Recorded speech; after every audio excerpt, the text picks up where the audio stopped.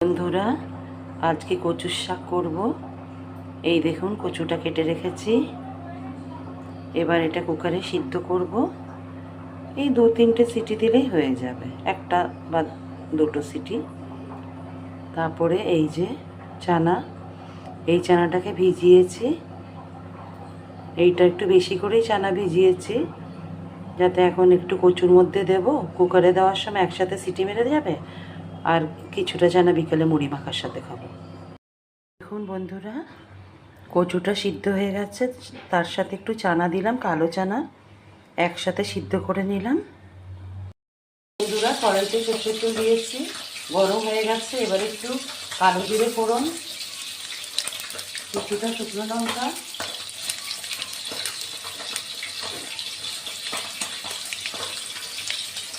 আর কিছুটা রসুন।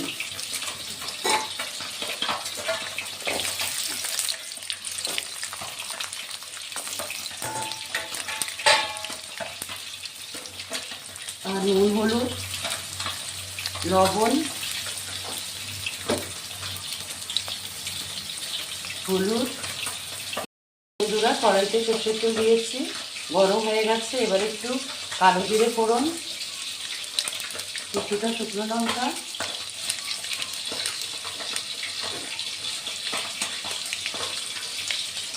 আর কিছুটা রসুন।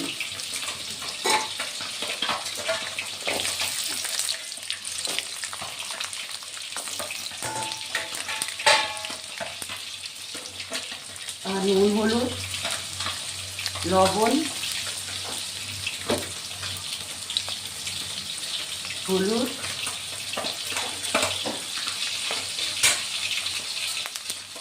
দিয়ে এবার নাড়াচাড়া করব। একটু যে রসুনটা একটু লালচে লালচে, রসুনটা যখন একটু লাল লাল হবে তখন কচুটা দিয়ে দেবো।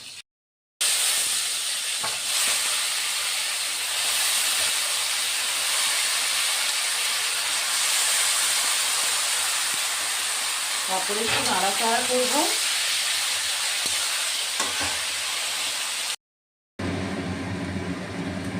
এবার কচুর ওপর একটু জিরের গুঁড়ো